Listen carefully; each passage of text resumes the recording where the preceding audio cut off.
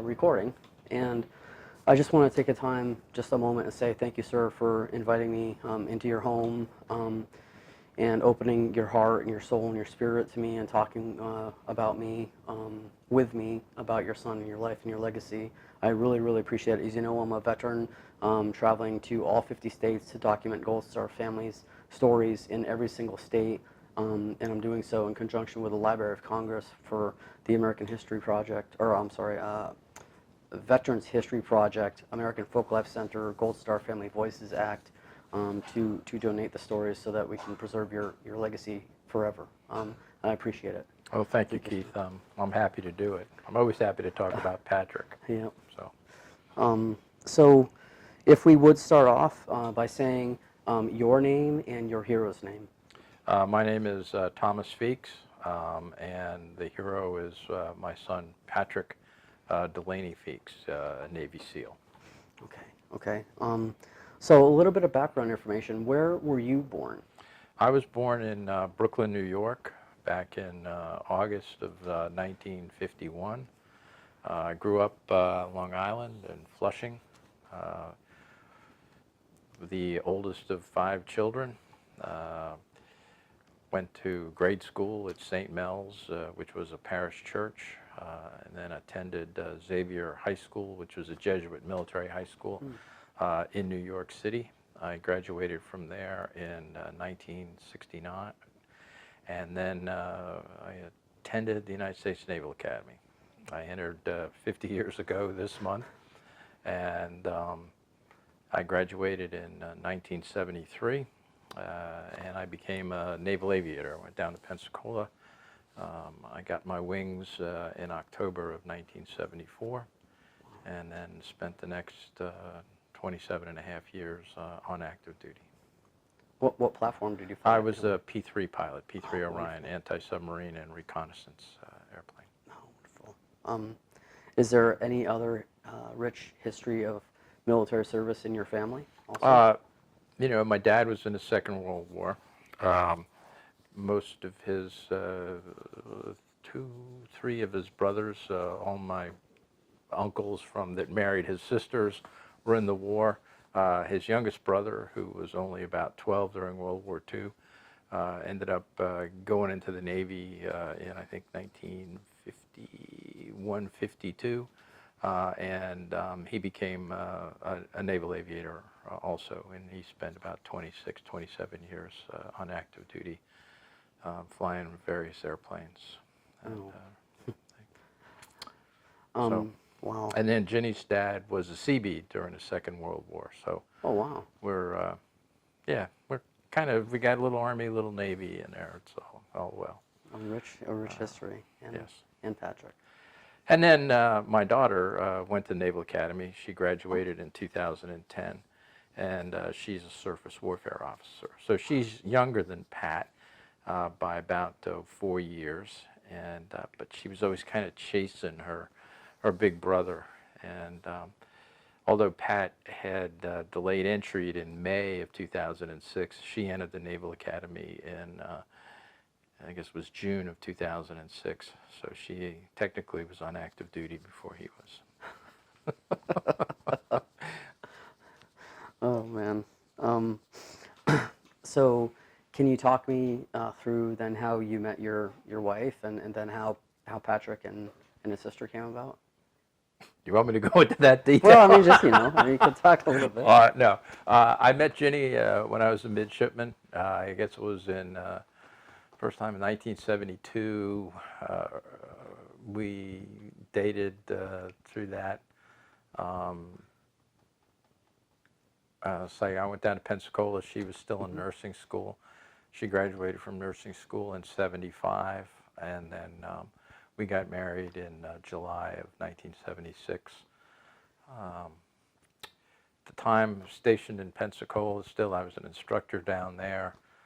Then I had orders back up to here in Maryland. I was stationed at Andrews Air Force Base at the Naval Air Facility there for 2 years. And then I moved into P3s. We went up to Brunswick, Maine. Was in Patrol Squadron 26.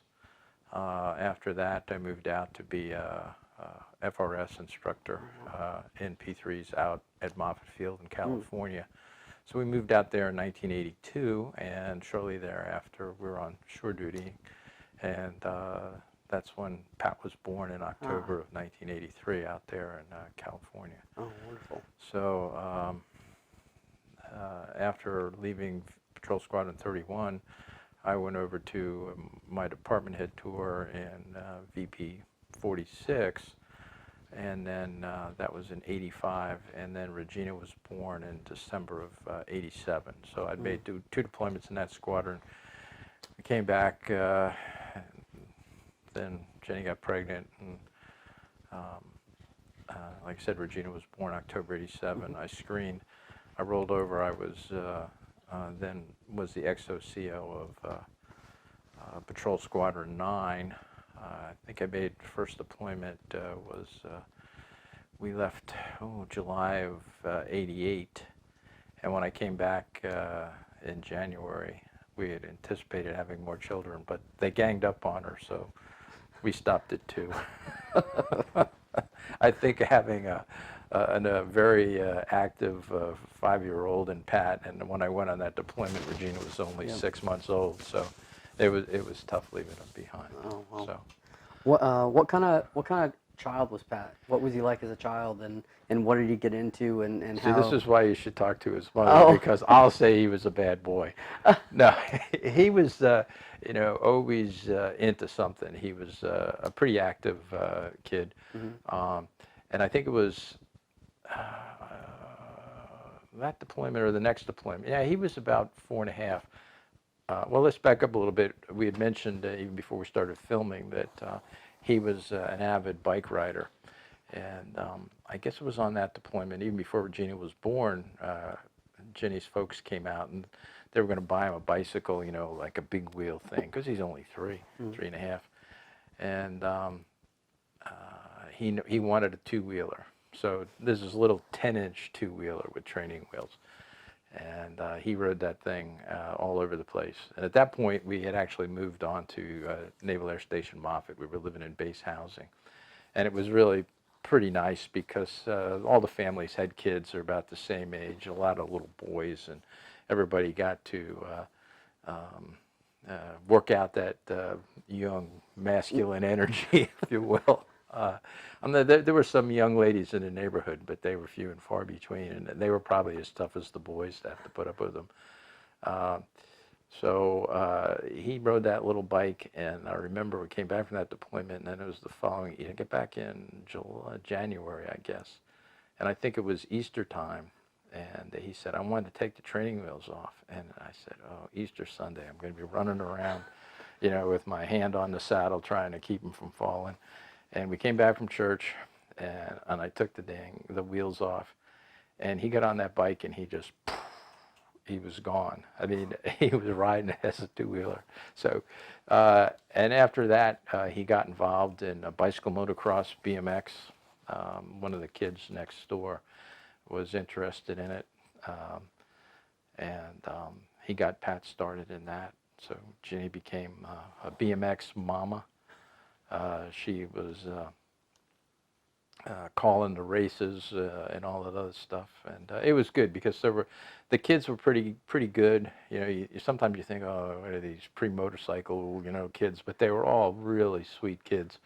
And I think the first day Pat went, Jenny would tell the story that he got up on the starting gate and it fell and it made a big noise, and he was, ooh, that was, and this young guy by the name of Nate Escato kind of said, well, we'll ride the track, just the two of us. Nate was probably 15 or 16 at the time.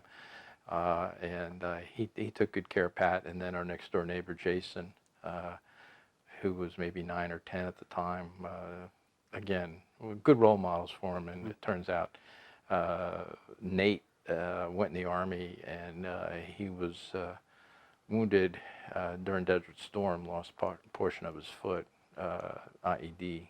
It was actually after the hostilities. He had volunteered as deliver the mail on the helos, and he got off the helo and was running across to one of the shacks, and it was, I guess, an uncleared area, and he stepped on something and blew a portion of his foot up. Oh, But still a nice kid. We're still in contact with him today. And Jason, our next door neighbor, is now a senior chief stationed down in Norfolk. So, Oh, wow. and he's done the Tampa Bay Frogman swim as well as his brothers. So we've stayed very close to those people. So Pat was an avid bike rider. He became actually his first indoctrination to the SEALs, I guess, or his first brush with SEALs was he did crash on his bike when he was about 4 or 5, and he knocked, I guess it was still a baby tooth out. And I'd taken him to the dentist there on the station, and they said nothing we can do about it. Just it'll fall out, pull it out, whatever you want to do. And so we went to the Navy Exchange, and he wanted a G.I. Joe. And he said, which one should I get? And I don't know. These are the little 3-inch ones. I said, I don't know. This one's a general. This one's a paratrooper. Oh, this one's a SEAL. It says he's the toughest fighter. And he said, oh, I'm going to get that one. I think it was Wetsuit or something. And so that started him on his other collection of G.I. Joes and stuff. But he was always entranced with the SEALs from that point on. He read a lot. He devoured any book that had to do with special forces, especially Navy SEAls. So we lived in Moffett for, I guess, till he was in 2nd or 3rd grade. And then we moved to Virginia. We were there for, let's see, 3-4 years. And it was pretty quiet. The BMX had kind of toned down a little bit. We did some of that, but he was still a big bicycle rider. We then were stationed in Bahrain for 2 years, from 95 to 97. And he, again, took all his bikes with him, so he rode a lot of bikes in the desert. He started running at that point. They had a little cross-country team. He qualified as a skin diver when we were out there, scuba diver. And he thought that was great stuff. So we were there for 2 years, and then we came back, and I was then assigned as the CO of the Naval ROTC unit in Rochester, New York, at the University of Rochester. So Pat was in, I guess he was in 8th grade when we moved there. So he continued to do some bike racing. He got involved in triathlons when he was there. He attended McQuaid Jesuit High School when he was up there. And he joined the Sea Cadets, which, again, he was always kind of, at that point, started to really kind of focus in on what he wanted to do, and that was to become a SEAL. So in addition to his bikes, he ran cross-country at McQuaid. He swam varsity. He, like I said, he was in the Sea Cadets. He ended up going to a couple of their summer trainings, and he went to the Sea Cadet Mini Buds program. I think he did that almost 3 years running when we were up there. And he was also, as I had the ROTC unit, he would come over and be watching what was going on, and some of the midshipmen from that unit had also stepped in to mentor Sea Cadets, and so that was really, again, good. Like I said, he picked up starting to do triathlons, expanding his bike and his swimming and his running and all that stuff. And then I retired from the Navy in November of 2000.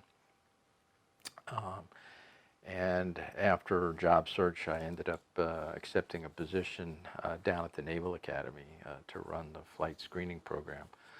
And then Ginny and the kids stayed in Rochester, and he finished his junior year in high school, and we made the decision, were they going to stay another year or whatever, but we decided to come down here.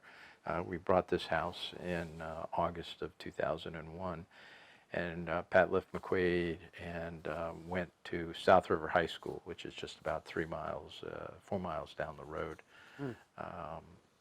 And he made the decision that he wasn't going to engage in any sports. He felt that moving in as a senior, he'd always be a little bit behind. So he developed his own workouts to help him, again, track towards what he needed to do to get into naval special warfare. He constantly would gauge his progress through the, physical, the PST and those type of things, all gauging and trying to do what he needed to do that. We kind of pushed him a little bit. Hey, we really like you to go to college, and do this.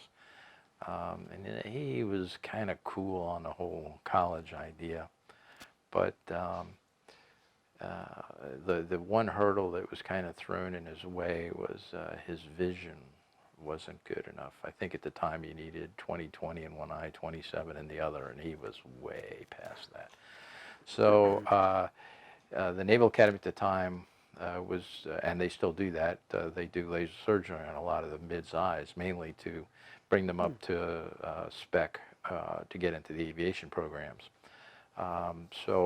And they were also doing it for Naval Special Warfare guys. So that was, he said, okay, I'll look at the Naval Academy, and he applied to VMI, and he was accepted at VMI, and he was accepted to the Naval Academy, but they wanted him to go to the prep school up in Newport, Rhode Island.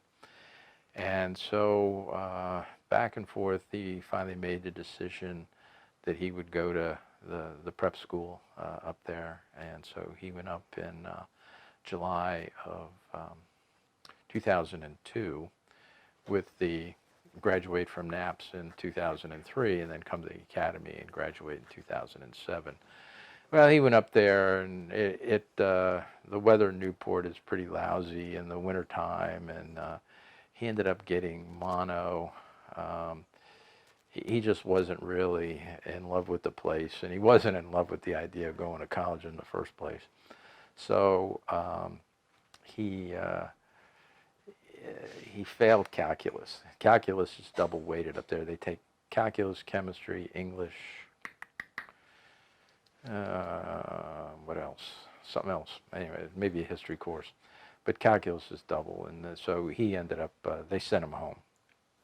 And so he came down here, and his first trip is to the Navy recruiter, and they go, boy, we'd really like to have you, but your eyes, you can't get in it for the SEAL program with that vision.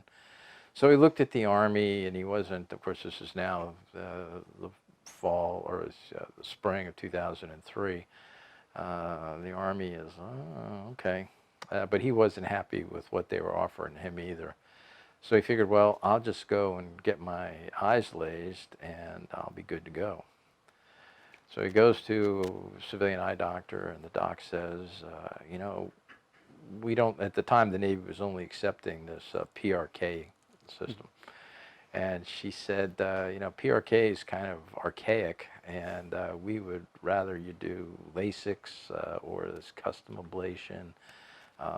And if we do PRK in your eyes, you'll probably end up with night halos and all this other stuff. So he says, well, I'm going to get a second opinion, figuring this doc. So we went and got another opinion and got the same one. So at the time, the Navy wasn't accepting anything but PRK. So now he's dead in the water, and his life at the age of 19 is just about over. So he went to work at the bike shop, Bike Doctor on Jennifer Road, where he had worked as senior year at high school. And he was, I don't want to say resigned, but now he threw himself back into working his bikes. And I guess it was in spring of 2004, I ran into Chief Rich Black, who was a SEAL, who was stationed over there, and he had helped Pat do some of the PST stuff before he went to these Sea Cadet things. And he said, well, how's Pat doing? I said, oh, Chief, he's not doing well. I told him the sad story about the eyes, and he says, sir, they just changed that rule last month. I said, you're kidding. And he says, no. He says, let's call up the dive doc. And sure enough, this was like early November, and they had changed it 1 October, that BUMED is now accepting, all kinds of eye surgeries for dive candidates. Still no good for aviators, but they were taking it for the dive guys. So I went and put eyeballs, so to speak, on the BUMED, and sure enough, that's what it said. And so Pat went off and got his eyes laced. I guess it was spring of 2005. We set it up and all that. And then he went to the recruiters and they said, well, you got to give us at least a year to make sure that everything's okay. So sure enough, he was back there in 6 months, and they were negotiating back and forth on the SEAL contract, and he had a few other things that had to do with his time at NAPS, because they had put on his DD-214 that he had failed an officer program, and they needed to go back to BUPERS and get that corrected. So anyways, long story short, he's delayed entry program, DEPs in May of '06, and then finally ships to boot in October of 2006. Goes up to Great Lakes. Again, lousy weather. That's all we heard about. And he did that, and then went right out to Buds. I think he was reported out to San Diego in late January or early February of 2007, where he classed up with Buds 264. And they started, I don't want to say mid or early March of '07. They went through Hell Week, and he finished up first week in April of 2007 with 264. And then moved into second phase. At the end of Hell Week, he had called on the phone. You could barely hear him. It's like, I'm sure he ended up having SIPE or some type of pneumonia. But anyways, he got in the pool for second phase and was just, I guess, hacking up a lung and everything, and got into the tread, and he was having difficulty. And I guess they give you 3 times, and he failed it 3 times, which was surprising because he was pretty good in the water. And they said Feeks out of the pool, and they gave him a mini board, and they rolled him back to 265, which was probably a good thing because he got healthy. He wasn't going to raise his hand. He would have dragged through second phase anyway. So that's good. Do you need questions, or are you? No, I think you're chronicling like his propensity for service and all the way through, and I love it. I love it right now. So he was in what they call rollback land for 2 months, I guess, until he could class up with, or six weeks, I guess, whenever they start. Anyways, so and again, that was good. He got to work out, and he got to meet more guys than he started with. Just your guys in 264, which is you were real close, and he's still close to a lot of those guys today since they went through Hell Week. But rolling into 265 again, that just gave him some more time to learn what was going on. Ginny wanted me to tell the story, but I guess it was in May time frame. He and a bunch of the other guys that were rollbacks had gone to this party, and when they got to leave, the guys were laughing, and Pat says, what are you guys doing? I guess they'd stolen an iPod, one of those little music things. One of the guys had ripped it off from a girl who had not been, I don't know the whole story, but anyway, he walked away with this young lady's iPad that he'd gotten from her purse. Pat says, you guys can't take that. That's bullshit, pardon me. And they said, hey, stop being a Boy Scout or something like that. And there was a pretty big, they got in a big fight out in front of this thing. People called the police. Pat returned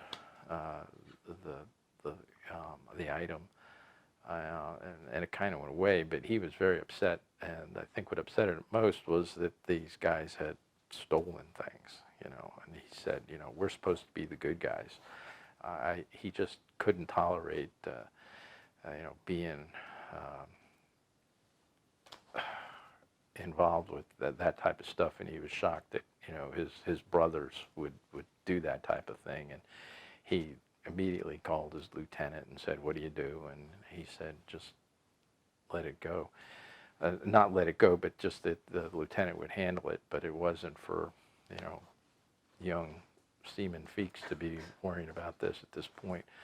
And I had known that this LT, he was a 2000, and he was probably an ensign at the time, JG, because he had graduated from the academy in '06, and I kind of stepped out of my dad role and got into my '06 role, and I called DJ and I said, "What's the story?"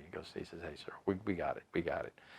And I said, "Okay, I just don't want Pat to, blemish his record." And he says, "No, he did the right thing. We're all on Pat's side.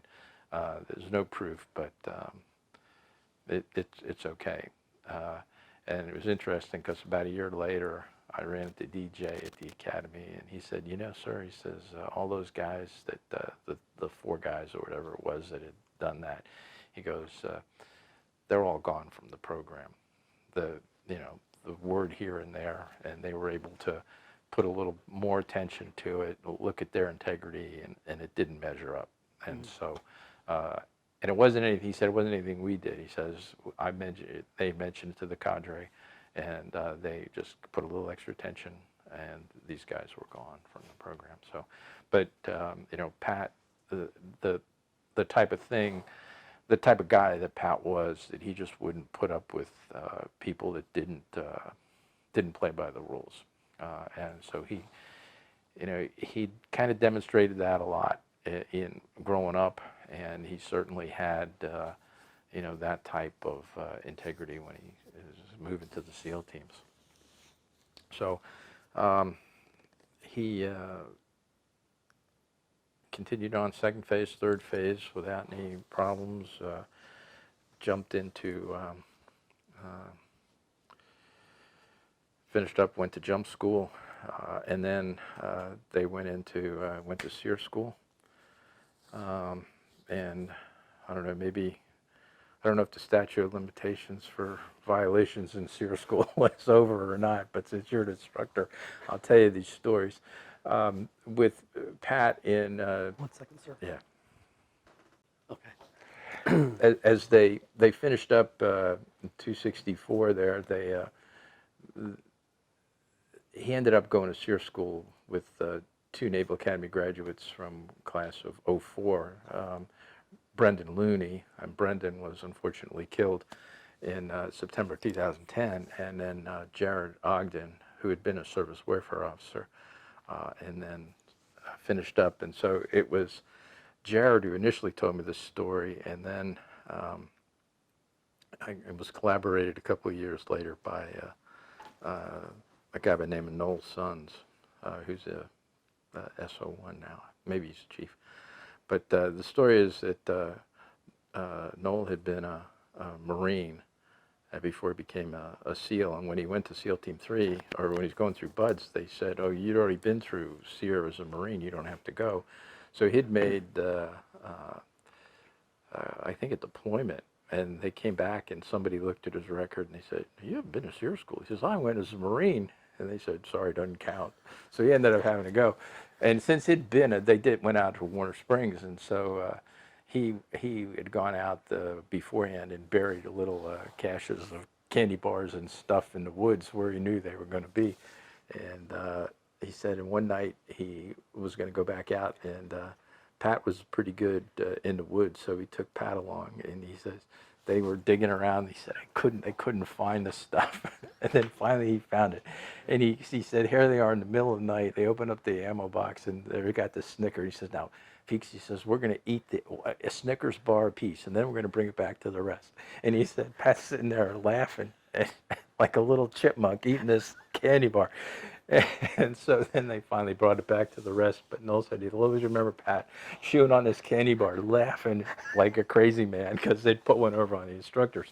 So then, as I mentioned, we had both Looney and Ogden, '04 grads, and there was a pilot from their class, so Naval Academy class, an E2 pilot, woman, and she was going through SEER school with them. And these guys knew that Pat, at the time, despite the fact his sister was at the Naval Academy, was a member of the He-Man Women Haters Club and didn't think much of women in the Navy. So they assigned Pat to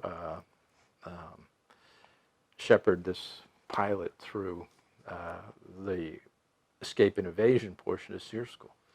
Well, it turns out that even with the eye surgery, Pat's night vision was not what he would say it was, and he kind of knew that. And evidently, this young lady had built-in night vision goggles because she could see in the dark.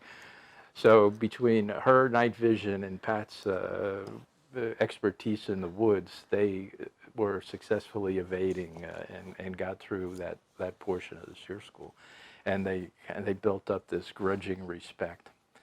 And then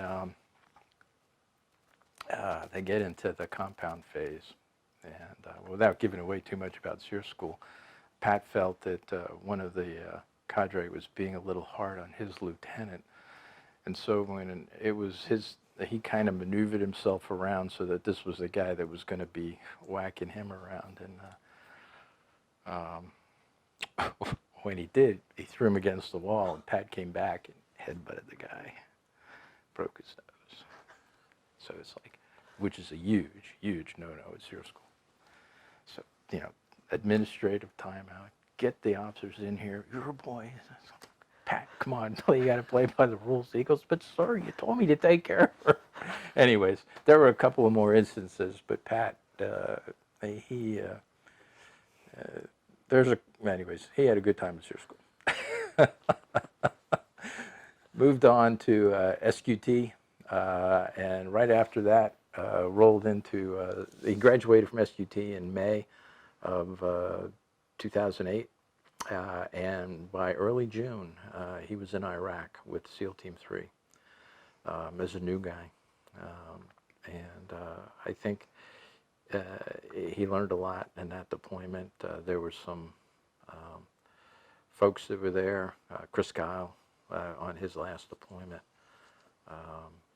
There was a lot of hazing going on, which I was like, not all that great, but it gave him a different perspective on the teams. He didn't think much of the leadership that he saw, and I think that just again, it was formative. You see some good things and some bad things, and he's experienced a lot of good things in the officers and the chiefs that he saw going through training, and he got to the team, and it was he felt it was suboptimal.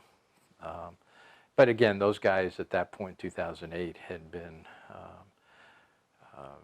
pushed pretty hard, and they were unrelenting on how they trained the new guys. So from their perspective, you might be able to see it, but it was pretty tough. So he came back from that deployment in October of 2008 with the rest of Team 3, and was hoping to become a sniper, a breacher, or something sexy, They said. May I ask a question Sure. first? Did he communicate with you on that first deployment at all? Did he call back home? And if Yes, so, he did. What were the substance of those communications? And did he share any pressures or stresses that he was dealing with?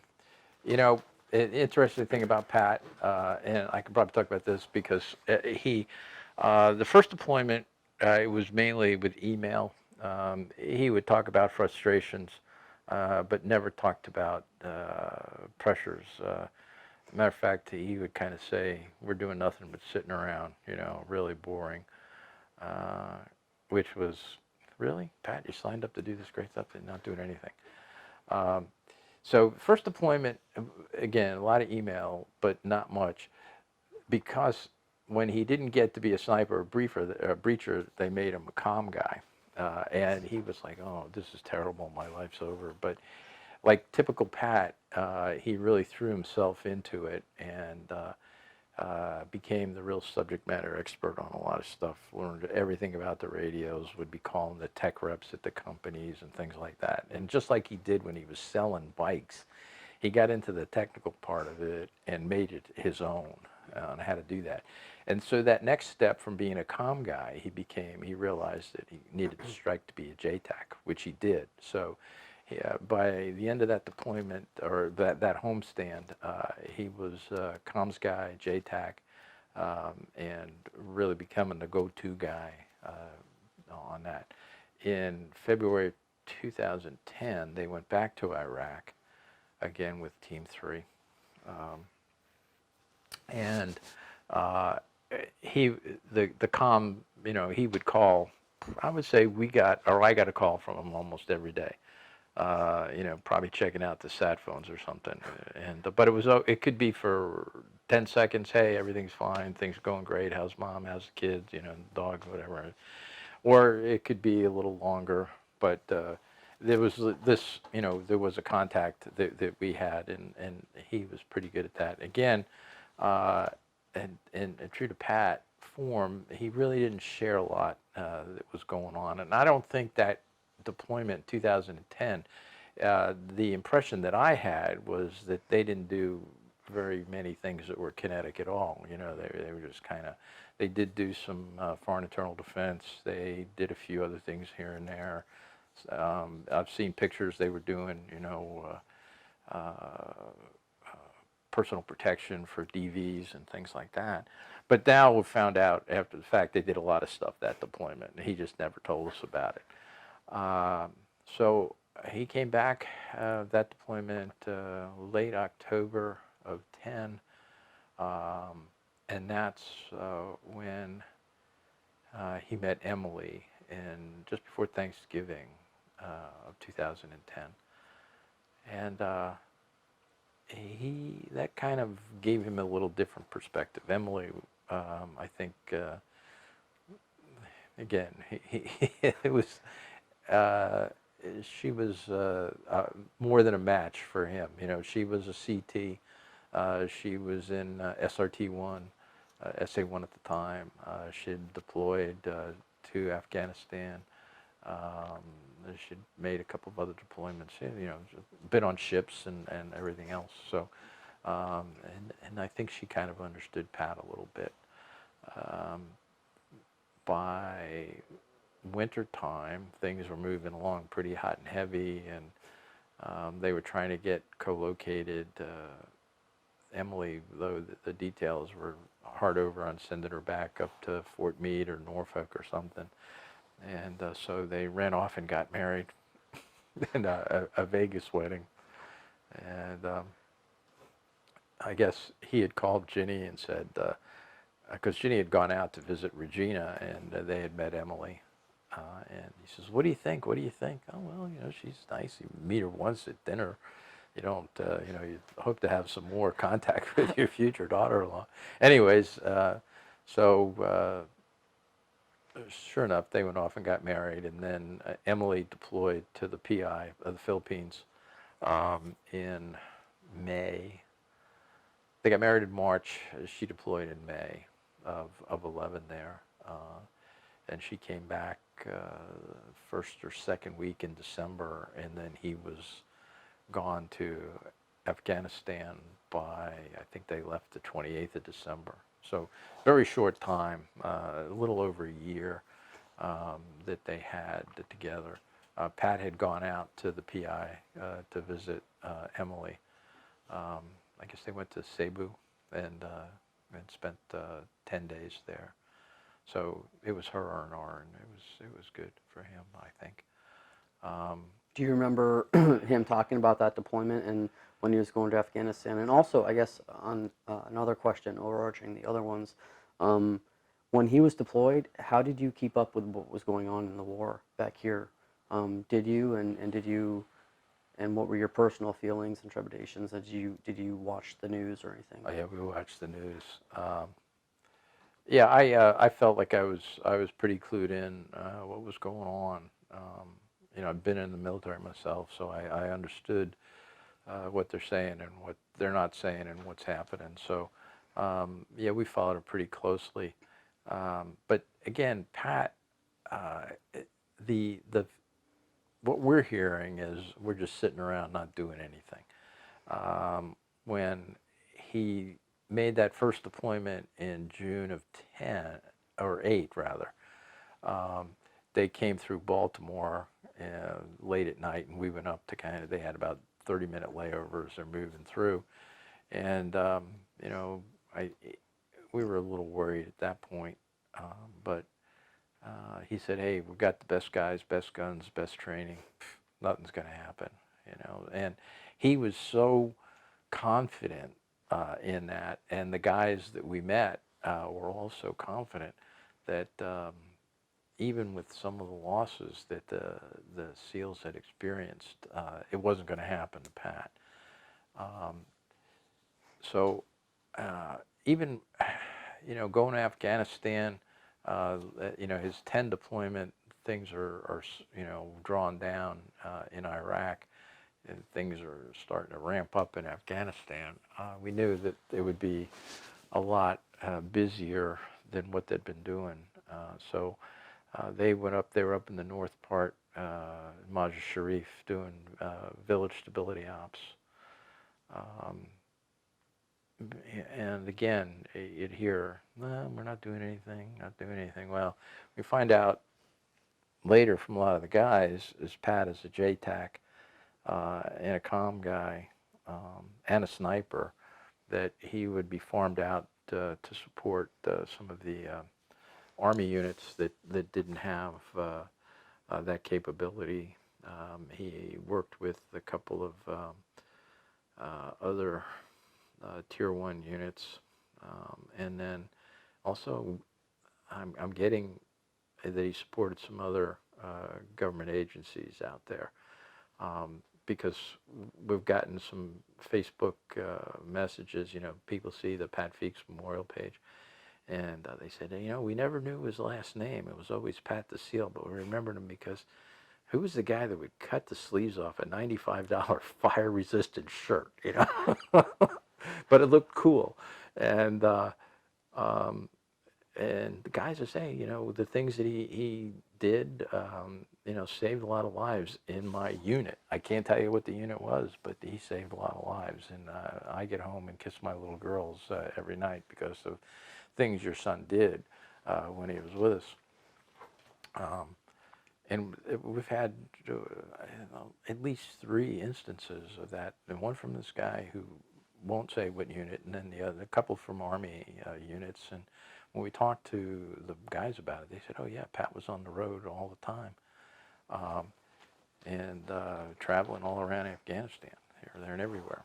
So again, he was up there with the Delta Platoon, Team 3, up in the Mazar Sharif area, that vicinity. I don't know if it was exactly there, but and then towards the April-May timeframe, they started to shut down U.S. participation in that region. The majority of the platoon relocated towards the south, and Charlie Platoon down in Kandahar area had some casualties. A couple guys had gotten shot.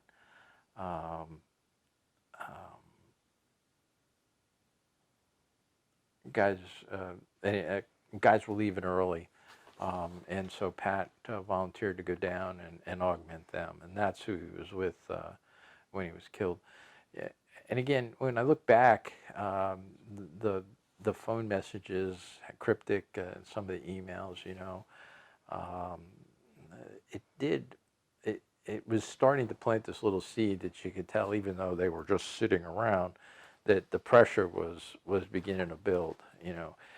He felt that he was doing good work out there because he told Jenny a week or so before he was killed that if he wasn't married to Emily, that he could stay out there and do what he's doing. It's what he had been trained to do.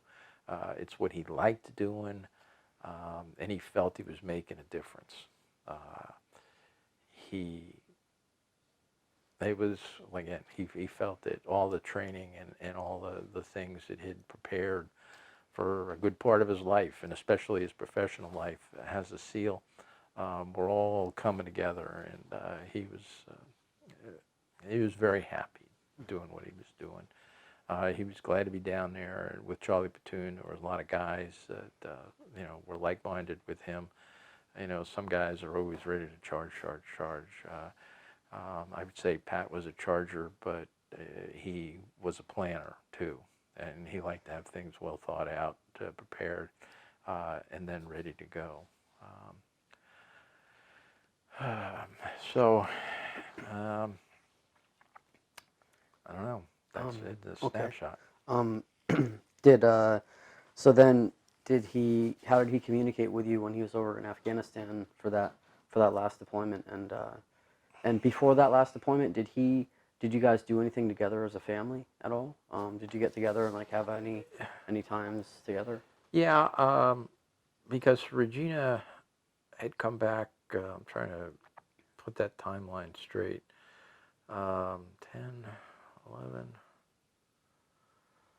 I guess, yeah, we'd go out to San Diego, and he spent Thanksgiving. I think that was 11 together. He had come back here after his deployment in 8, and again in 10.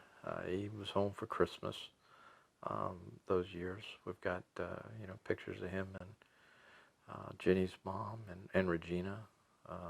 So let's see.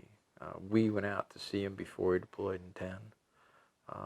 And then when Emily came back in December of 11 and he was getting ready to go, they both came out and they spent 4 or 5 days with us, and then they went up to see Emily's mom in Maine, and they left from there. So, and then he and Regina would get together out there in San Diego. Things were going pretty well. Nice.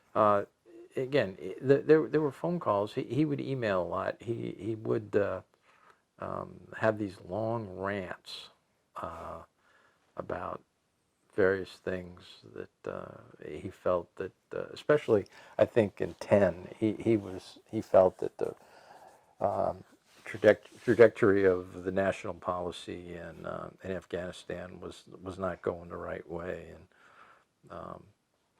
he was pretty vocal about that, at least to me and Ginny.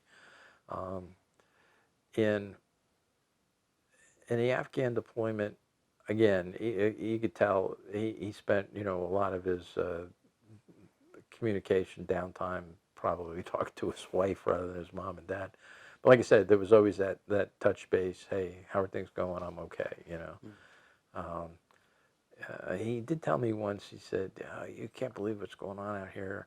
He said, the terrain is really bad. We were doing something, and the only way I could get comms was to get on top of the truck and finally talk to the airplane and this, that, and the other thing. Very vague. And Facebook later, this guy wrote this thing. He said Pat was assigned to us as the JTAC, and we were a convoy, and we got attacked, and we were kind of in this valley, and he got out of the truck under fire and climbed up on the roof, to make comms to get air support under fire. And it's like, okay, great, but he's not doing anything, And we found out it was kind of it's funny in retrospect, I guess. A lot of times he'd tell us a story. You wouldn't believe what this guy did, and he'd tell us this outrageous story. And after he died, especially at the memorial service out there in San Diego and Coronado, the guys were at Danny's, which is a seal bar out there, and they're telling stories, and they're telling stories about Pat. And this is the same story he told us about some guy, but it was always Pat at the center who was pulling this boneheaded move or doing something outrageous, and that was Pat. So he was telling us what was going on, but he didn't want it. No attribution. He Wow. was crazy like that. Did you ever meet any of his close friends Oh yeah. in the teams before Yeah. before he passed, and did you get to know of any of them? Yeah. Like we had gone out for the SQT grad, and I knew some of the officers that had gone through. I think after they'd finished buds, in between buds and SQT, Jared Ogden came back, and he wanted to meet us. He said, "I have to meet the parents that spawned this kid," which I thought was like, oh, that's weird. But evidently Pat was already carving his place out in the teams, his reputation.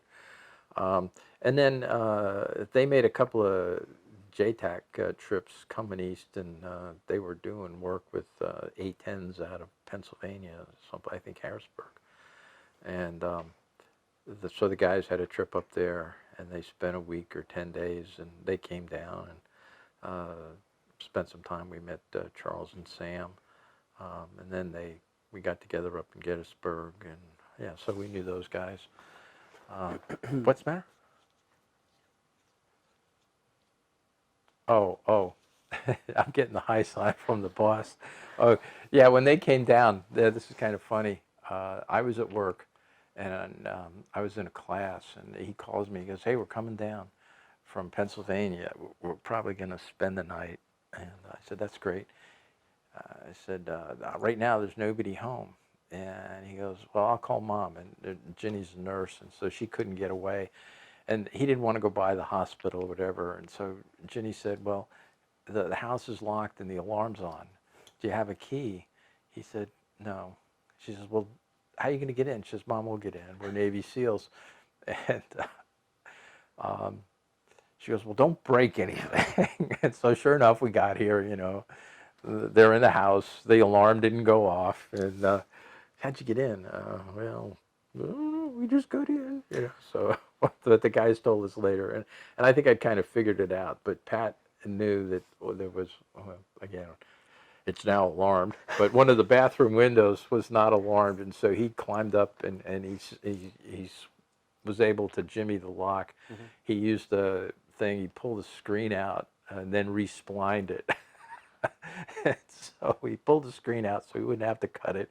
He was able to get the window open and got in, and was able to turn the alarm off and let the boys in. So that was kind of funny.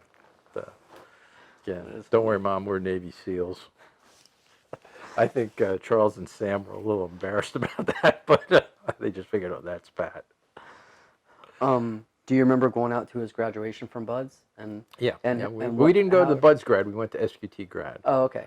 How did it feel? Like the feeling? Oh yeah, it was actually pretty cool because they did they called it the Monster Mash or something the morning before, and we got up early and watched them. They all got down into Glorietta Bay and they swam around, and they'd done something else over at the compound, and then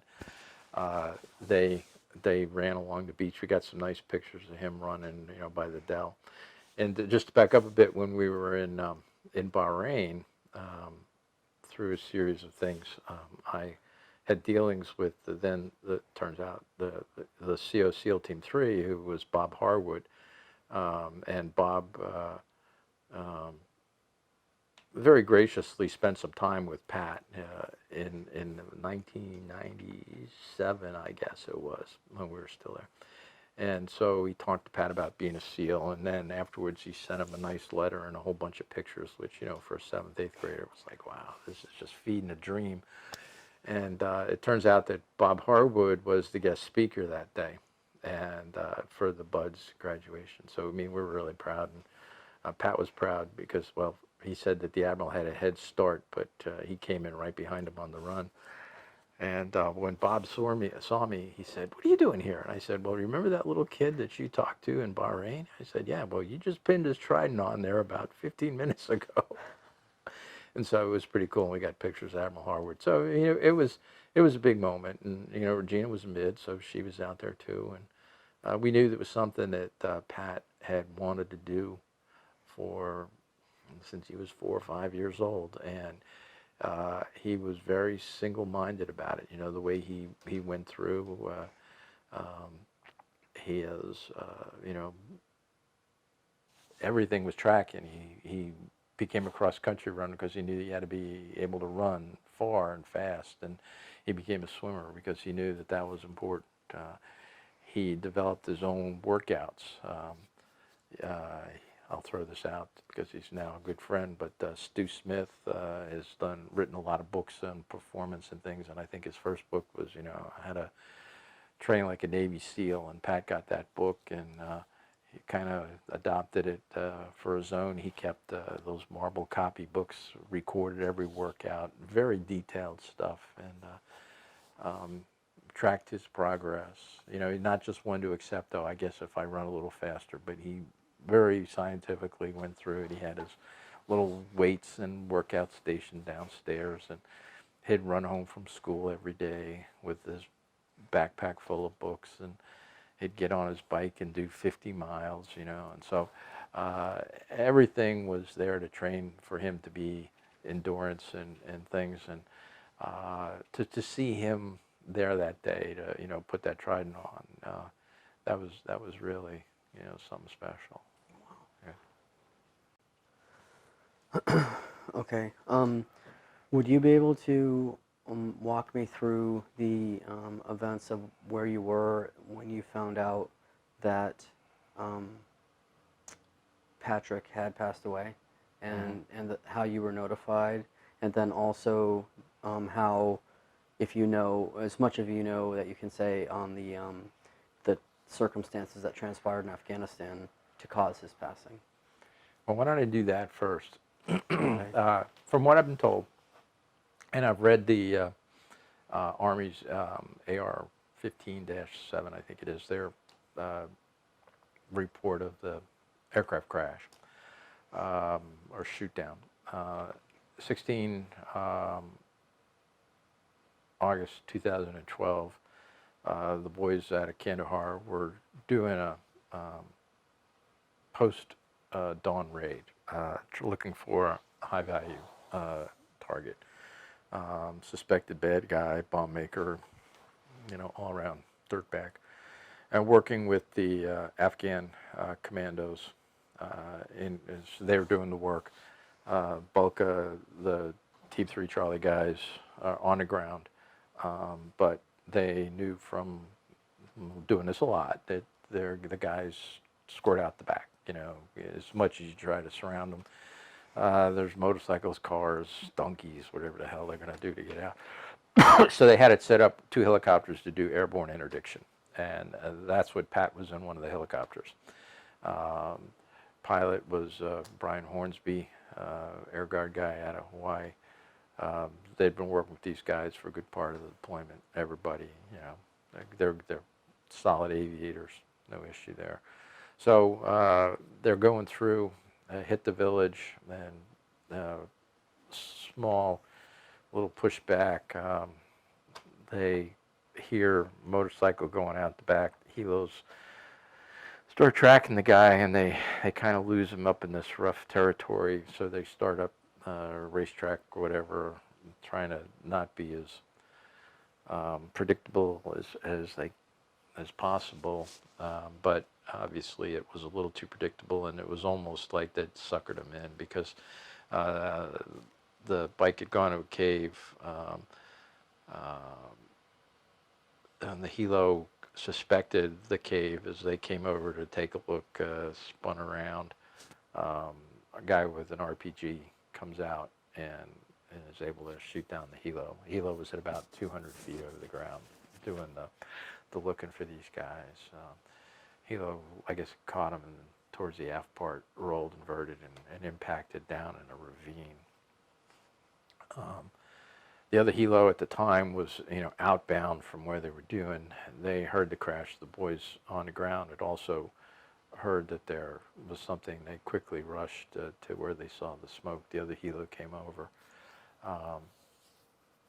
and within 2 to 5 minutes of the crash site, they had rappelled down the cliff, and there was some fire on the helo. They were able to get in, and, you know, in the helicopter were 4 aviators, 2 SEALs, Pat and Dave Warson, EOD tech Sean Carson, and 4 Afghan commandos, 3 commandos and a civilian interpreter.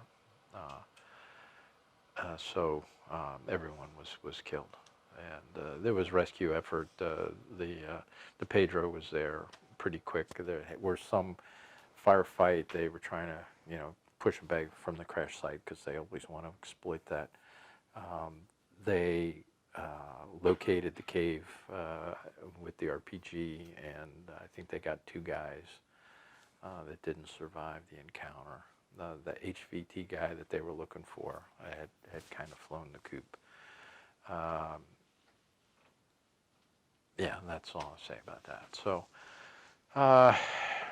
about 8 o'clock our time, 5 o'clock on the West Coast, I get a call from Pat's wife, Emily. She says, Pat told me he was going to go to work, but he should be back by now, and he was supposed to call me, before I went to work. And I said, well, maybe they just got busy or delayed. She goes, yeah, but they're reporting a helicopter crash. I said, yeah, really?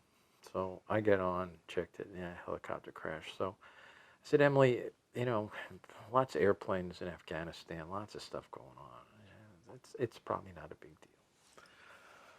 She says, oh, well, what do you think I should do? And I said, well, if you're in doubt, go to work, because they'll know, which may not have been the best advice. So anyways, it's now about 8:30, so 5:30 West Coast time. I call my daughter, who's getting ready to, she's on the bridge going to 32nd Street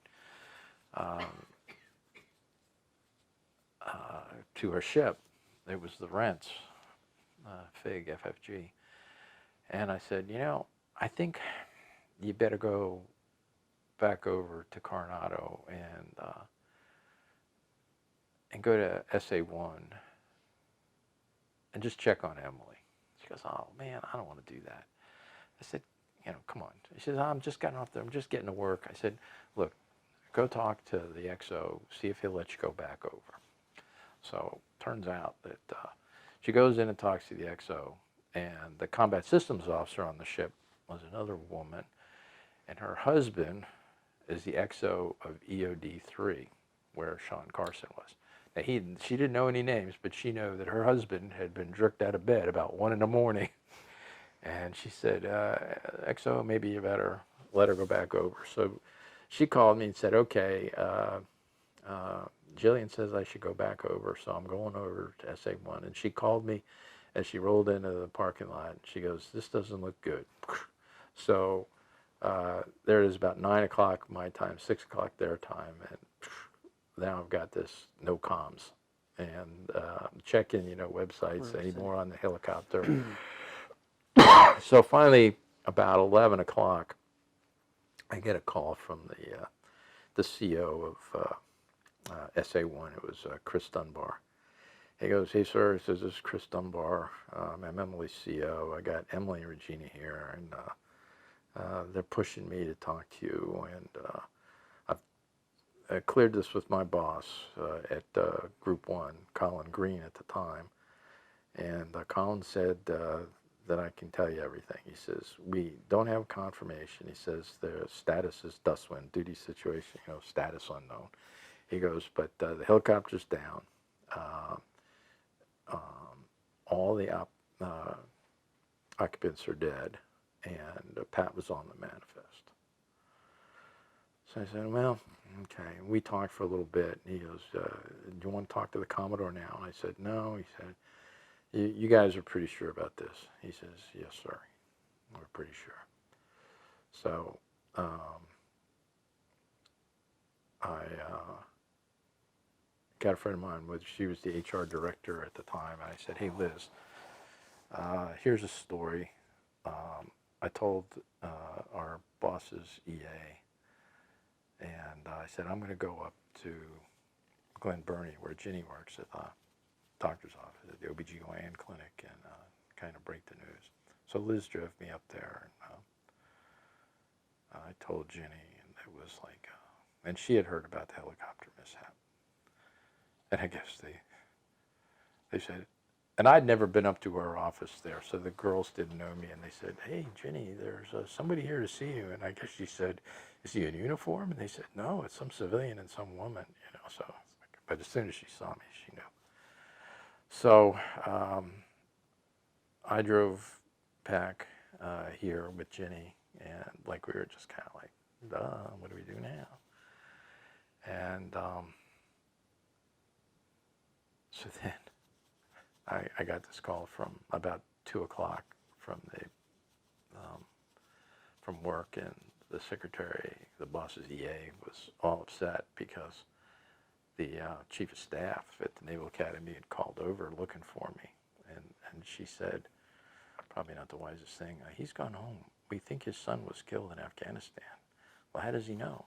I said, well, he got a call from the CO out on the West Coast. So, of course, chief of staff, not supposed to tell anybody, it was like through the overhead. And they're trying to put a Keiko thing together here. And what was even more confusing is that, as I mentioned, Pat had put down he was a Native American and stuff, but he had not changed or not updated his record of emergency data as page 2.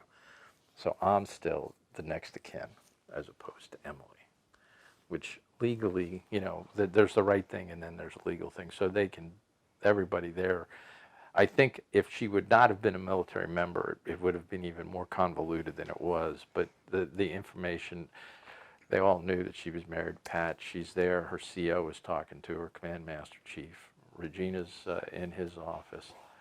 That's all going on. So, and then I guess it was about 3 o'clock. The Keiko guys show up. AM here? No, in the afternoon, Okay, 3 in the yep, afternoon. yep. Yeah, it just took, I mean, they were moving pretty quick when you think about it. If we hadn't had that connection, again, I would have been, you know, if there would have been Emily and Regina out there, I probably would have said, you know, just like my first thing to Emily, big sky, lots of airplanes, no problem. But anyway, so it was Commander Rob Calhoun showed up with Father Kirsten, a Catholic chaplain, Chief Stark, Kevin Stark, who is a SOC, SEAL, a senior enlisted over there at the Academy, and Lieutenant Mansick, Chris Mansick, who worked for me. Actually, he drove my car over, that's why he came. But we spent some time together and just kind of talked about it, and Rob went through the, you know, initial Keiko stuff, and I guess we always look for the humor and stuff, but Kevin Stark says, well, sir, he says, I remember your son vaguely. He was in first phase when I had just got there as an instructor.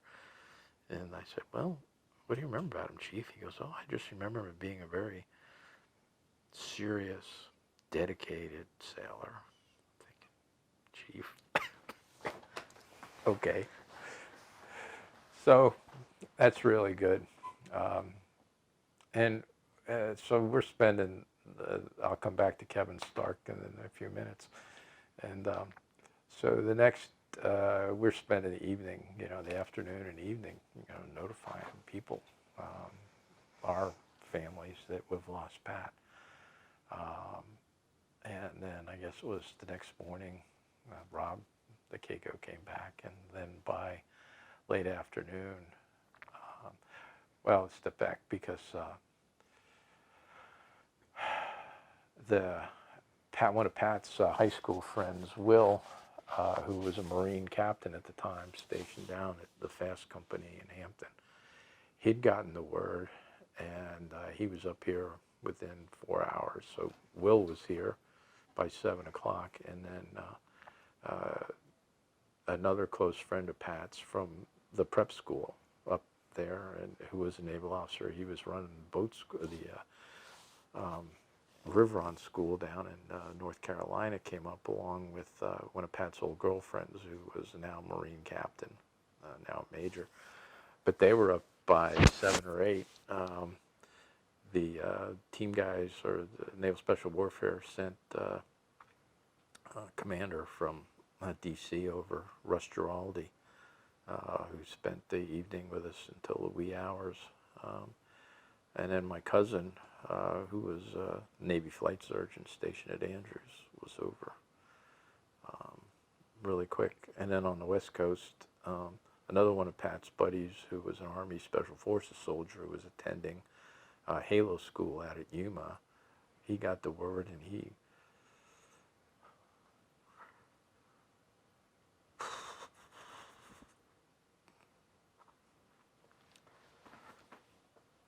he went AWOL. to go to San Diego to be with Regina and Emily. So I'm doing pretty good.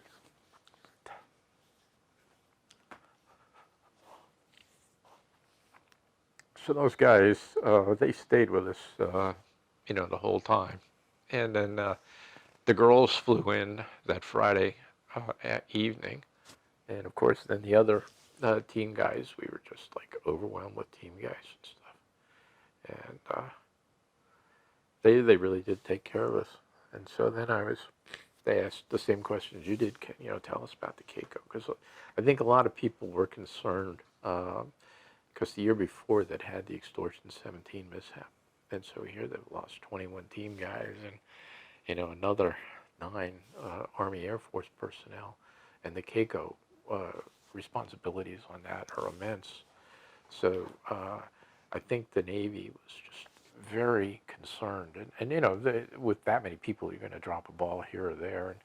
And as we were talking earlier, there's, mothers and fathers and wives and divorces and stepmothers and all that stuff. I mean, ours was, we thought it was a little convoluted because he hadn't changed his record of emergency data, but at least it was just, one mother and one father and one wife, as opposed to 3 or 4 or even, and so the boys were really concerned about that. But so I told them that who had come to the house, and they went, "Oh no, Instructor Stark." I said, "Yeah," he said, "Pat was a real serious, dedicated sailor." They go, "Oh, sir, Kevin Stark and Pat, oh my God." I said, "What happened?" Well, I guess they had during first phase and Buds, Colonel Dave Grossman, who wrote the book On Killing. I don't know if you ever heard. Anyway, Colonel Grossman goes around and he talks about violence and things like that. And he was given the story. Now, Dave Grossman, retired lieutenant colonel, psychologist, but in his early days had been an infantryman and a ranger and all this other stuff.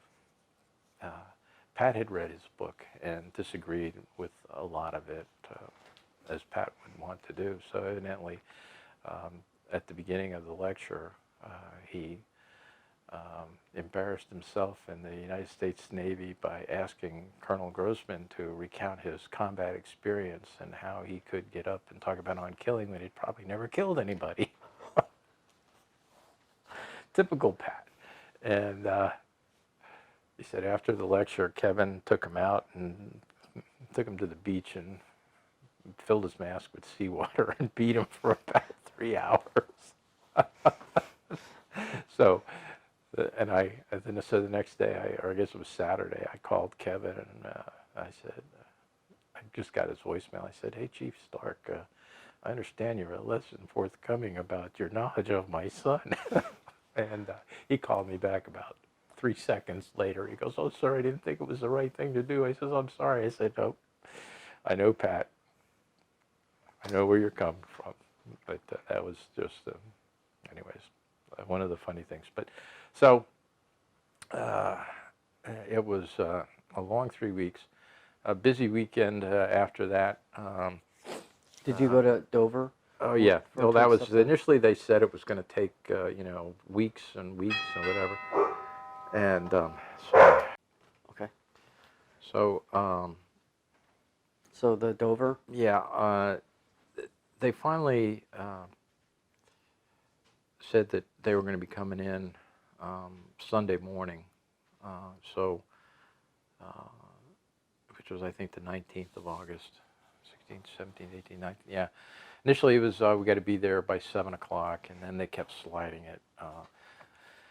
And we had, by that point, a whole bunch of people. We had, neighbors. We had probably 25 plus team guys.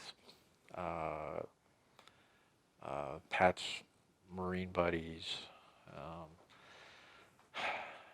Anyway, so we finally, at noontime, I said, "Okay, well, we're going over there. We're driving over to Dover." It was just, I just found it hard to believe they couldn't figure out when the damn airplane was going to come in. And so we went over there, and they do a pretty good job, but for some reason they brought all 11 bodies back, even the Afghans. And again, the story we got was that they wanted to, autopsy everybody and determine cause. And again, I think it was in reaction to Extortion 17, where that airplane crashed from, it was hit a little higher altitude. Impact was greater. Fire was allowed to burn. It took them, I don't know how many hours before they put U.S. presence. It had rained. It washed through the crash site. I mean, if things could go wrong, it could go wrong. This was not the case. Guys were there pretty quick. We were getting, eyewitness accounts of guys, where the fire was, that it did. Yes, the bodies, the 4 Afghans and I guess Sean and Dave were in the back. There had been some burning of those bodies. The guys in the front were, and the door gunners were all still strapped in. Pat was evidently in a jump seat between the 2 pilots. And, initially they said, yeah, they could tell. They knew, it was Pat. They identified him as Pat. And then you start pulling the thread. Well, we identified him through his gear, We just knew. And we knew Dave was a big guy. So the blunt force trauma was pretty heavy. But anyway, so they brought all 11 bodies back. And from what we were told, there was 11 bodies, not fragments of all around. Then they kind of divided us up. They said, do you want the media present? And we said, no, we don't want the media present. So they took the Afghans off with their entourage from D.C. or the Afghan embassy or whatever. And then there was a long pause, and some of the bodies came off where the family said, yeah, we'll talk to the press. I don't know. So it was almost 8 o'clock, I think, in the evening. Yeah, it was dark. So August time frame, yeah. But again, they brought up a lot of guys from Little Creek, Team 2 guys. A lot of guys who had gone through buds with Dave Orson, who was 268. Was that Dave? Yeah, I think he was 268, 269. We had probably at that point 30 plus West Coast guys that knew Pat. Sino was there, Mick Pond. Sino was Greenert at the time. Sean Pybus was there. Admiral Moreau, who was the head EOD guy. Anyway, so, I mean, there was plenty of Navy presence. And, of course, we're like, it's shock. I mean, we were 4 days out from the mishap. It was just, things were happening, And I remember the day before, I'd gotten a call.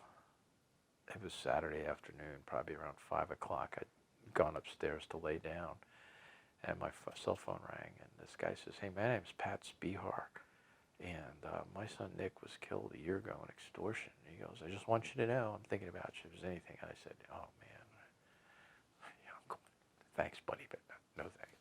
And I hung up, and I realized that this guy had probably just thrown me a lifeline. So I called him back, and we talked for a while, and Pat and I become pretty good friends, and he's a real solid guy. Lives up in Minnesota, and I learned something from him that, even if you're in pain, there's somebody else that's in a lot more pain than you at that particular time.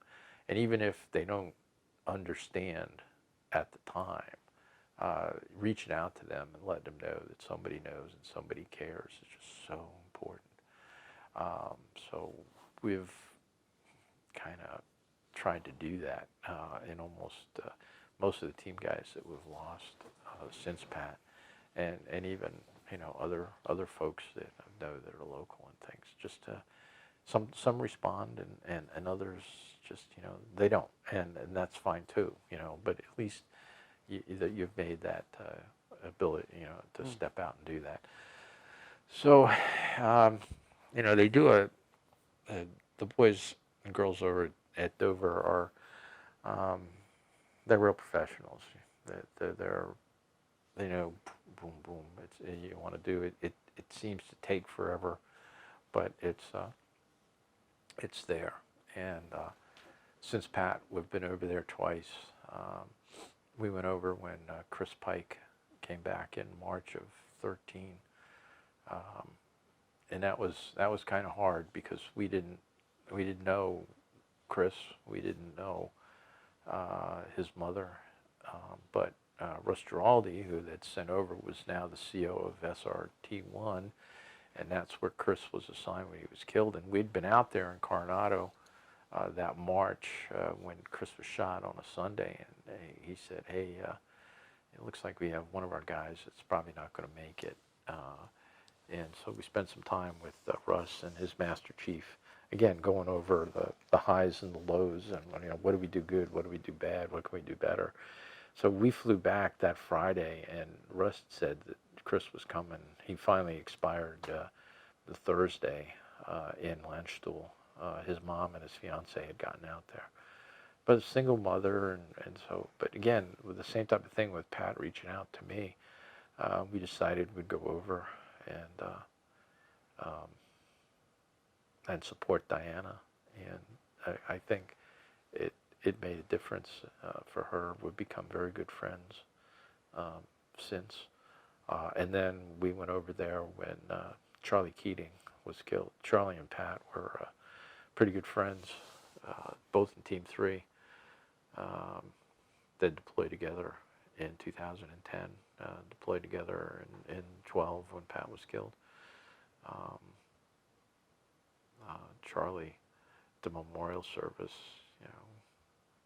came up and said, Pat was one of my best friends, and I'm your son now. And he had, very close to us. We'd hear from Charlie once a month or so. And he took good care of Regina out there, was friends with Emily. So to lose Charlie was almost as bad as losing Pat. So we went to Dover for that, and then we went to the Associated Memorials too. So Was there a community reaction to Pat's loss around here? yeah, the neighborhood really did pull together. We have some veterans. We had some veterans in 2012. We have a lot more now. I'd say veteran population has probably doubled. So, but when Pat was killed, guys that were down right away, we had an Air Force Lieutenant Colonel who was pretty friends with. He was down offering support. Dave across the street, former nuke submariner. But again, everybody just, pulled together. One guy came to the door and said, well, what can we do to help? What do you need? And we said, well, we always need ice, because it was a 3-week evolution from the time he came back to the time we buried him on, 5 September in Arlington. So we had team guys here every night and all kinds of people. So food was coming in, but Rick brought ice every day, and coolers were never empty, Then somebody else, it was Eric, he said, he just noticed, you guys, trash is building up. Next thing you know, trash is gone. And we got extra recycling bins for all those beer cans and bottles and stuff like that. So, it was just really, really very good. And so it was in 2017, we got a call from one of the president of the Neighborhood Association, and he said, we've been talking, we'd really like to do something to honor Pat. Well, let me back up a little bit. When we brought Pat back from Dover, it was on Memorial Day of Labor Day in September. Everybody was lining the road. They came down Route 2 here to Callis Funeral Home, which is just over the little bridge. We left Dover and we noticed the Air Force security police escorted us to the gate, and then the Delaware State Police picked up, and I guess we're following the hearse, and Beef Dreschler is driving us, and he's now chief of staff out at for Admiral Green. And by the time we got on 50, we noticed there's no traffic. We're the only cars on the road, and people are on the overpasses with flags. And it's a good hour's ride from Dover, an hour and 20 minutes maybe. And and it just, as the closer we got, more and more people are lining the roads, and we came off of Route 2, and people are on just lining the roads, and all the way down to the funeral house. And so when we finally came back that afternoon, all the folks in the neighborhood that had their flags, they stuck them in our yard. So we must have had 200 more flags, and we kept them. And so every Memorial Day since, we put out a flag, and Ginny's made a name tag for each fallen naval special warfare that we've lost since September 11th. So, and that always causes a stir, because if some people, they don't know, or they don't pay attention. So anyway, Paul says, we love your flags. When you put them out last year, my daughter asked me what they're for, and I explained it, and she said, maybe you ought to do something. So the Homeowners Association, they said, well, we'd like to put up a flagpole for Pat. There's a pool, community pool, and little rec area up there. So they got together, and there's a Marine warrant officer who lives in the neighborhood. And like all Marine warrant officers, you just give him something, he goes. So they decided that not only were we going to put a flagpole, but they were going to build a little garden for Pat. So when they finally finished it, a lot of donations, the stones and the benches and the landscaping was all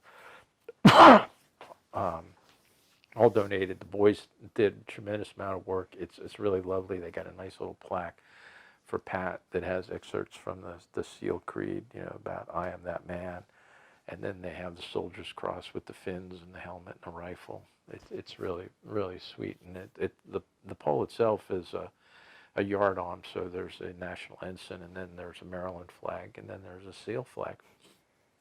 And so the SEAL flag is interesting. And that summer in August, I had an opportunity to go to Afghanistan with an organization called Troops First. And Troops First, one of their programs is called Proper Exit, where they take wounded guys back to the battlefield so they can walk off, and it gives them a sense of closure. And not only that, but it's mainly an Army program, but the Army's found that the exposure of those guys deployed to these heroes, if coming back and telling their story of recovery, is really inspirational and keeps the folks motivated, deployed. And we had 6 guys that go back, that went back with us. One was a young soldier, lost his right leg above the knee.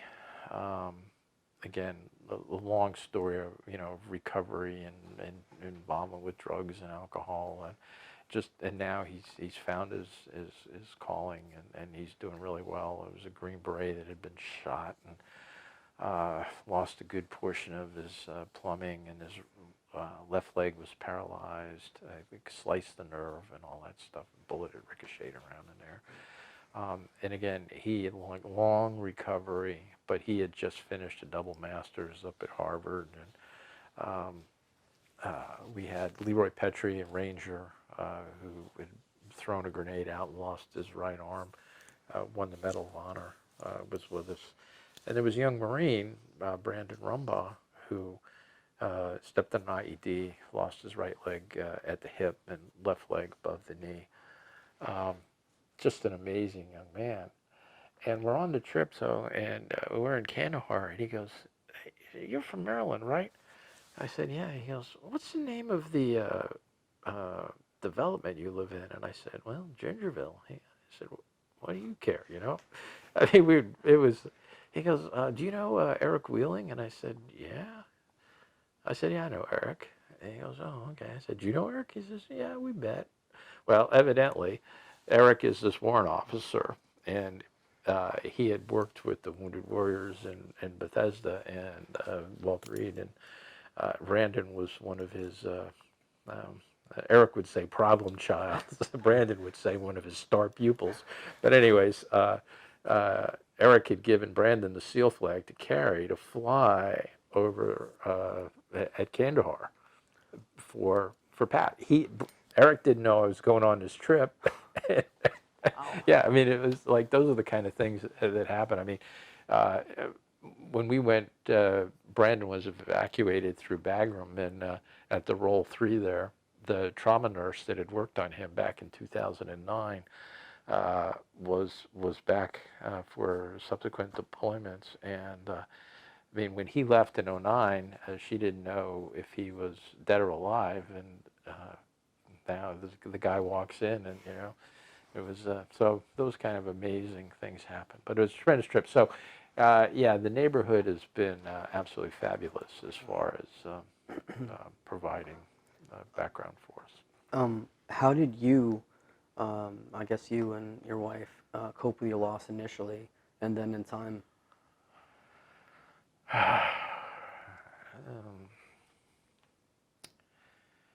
You know, cope's a funny word because you really you don't get over it. You know, there's not a day goes by you don't miss him.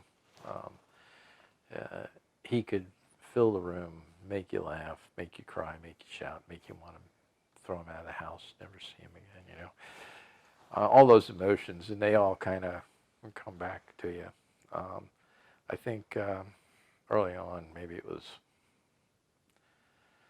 I don't know, I think we'd gone up to Michigan for Dave Worson's funeral, so that was probably about 2 weeks in, and we'd flown back, and we were upstairs in bed. One of the things that Pat thought were the funniest things, and he would send them to us, were these action figure therapy. Did you ever see those? Fairly profane. I think his favorite guy was Jungle Recon or something like that. And so we pulled up a couple of those things, and we just started to laugh because Pat would act them out, and Pat would, you know, use the quotes from them. And so we used a little action figure therapy for coping. That can only go so far, but it helped us through that day. You know, you do what you have to do, I guess. I know that doesn't, it's not very instructive. Ooh, I think I need to take a break, sir. Sorry. And back on. Yes, sir. So, how do you cope?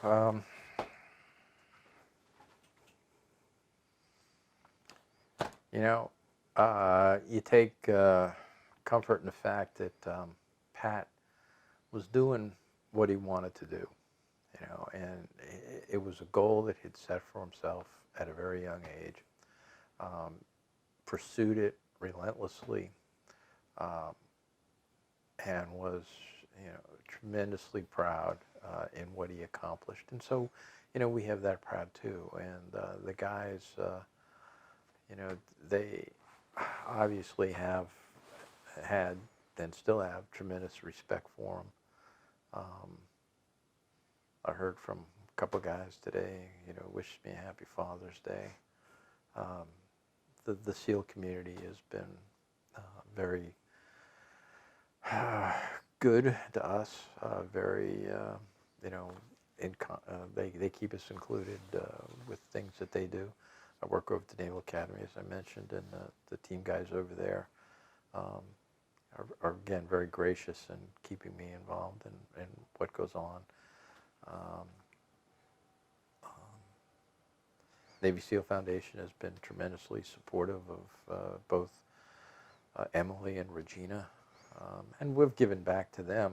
We actively support the Frogman Swims We've raised money for those events. Regina, my daughter, has volunteered to be mentors at summer camps for fallen kids.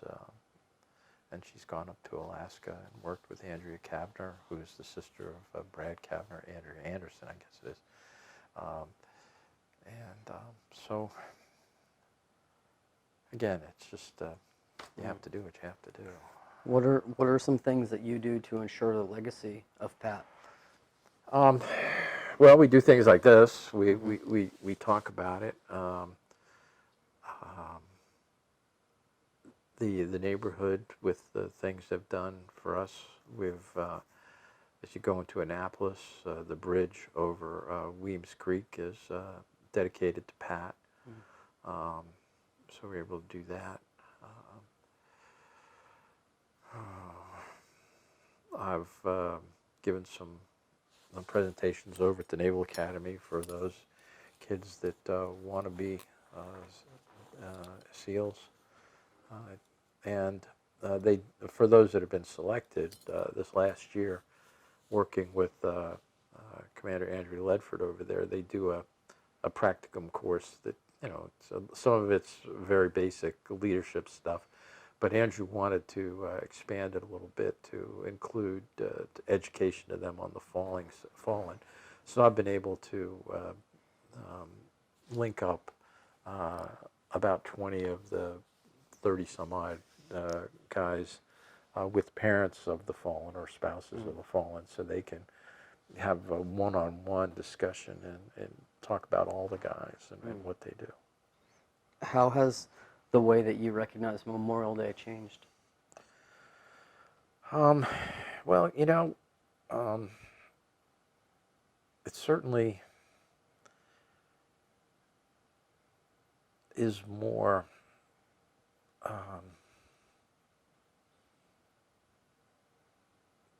how do you say, the cereal, it's a little more bloody. But as we talked earlier, I kind of grew up, almost everybody I knew, every male I knew had been through World War II. And my grandmother had a summer house out on Long Island, and there was a community house, they used to call it, that was, like a little meeting hall. And in there were pictures of all the guys that they had knew that had fallen in the Second World War. So, I mean, it was always had that meaning of this was about the fallen, And I would say, from the time I was a little kid, when my father used to, impress that upon us, it may have lost a little bit. Now it's back again, but it's not that much different than what I remember as being a kid. It'll always be a special day, and now it's just, that's much more special, much poignant. But you go to Arlington, and you go to see Pat, but now we go to see Brendan, and we go to see Brad, and we go to see Christian, and we go to see Jimmy Maslowski, and we go to see Julie and Chase, and the names go on and on and on, and not just team guys, but with people we've met. You go there after, it's like going to a meeting. You just see people and you talk to them, and Brian Hornsby's parents, and so it's the community is just, it's very special. So. Is there anything special that you do to mark anniversaries, birthdays, angelversaries, anything? Yeah. For Pat's birthday, for a couple of years, Ginny started with just a couple of kids in the neighborhood. We did a 100-mile bike ride. I guess we did that for 2 or 3 years, and then the neighborhood it kind of lapsed, mainly because the organization we were working with, this Connected Warriors, it's a local charity in town. They had some issues just like anything else, and but the bike ride has been picked up. It's the last 2 years. It's been a neighborhood function where we brought in more than just people in the neighborhood, a little bit of a fundraiser. And it's not, I think it's about 20 miles now, but it's enough to get people out on the road. And remembering Pat, of course we remember Pat, we remember him every day, so nothing is all that special. We do, you know, the 16th of August will now unfortunately be special. We usually go to the cemetery. We try to go on his birthday. And those are special days. So. What would you like the world to know about Pat? About what kind of person he was and character he had? And what I kind of would man he say was? I'd like to know that Pat was a guy that worked real hard to get what he wanted, and he felt that he needed to be the best operator that he could be. You know, one of the things that the guys say is that even if they came back from an operation that you know was flawless, Pat would always be the guy to find the flaw because he wanted it the next time to be even better.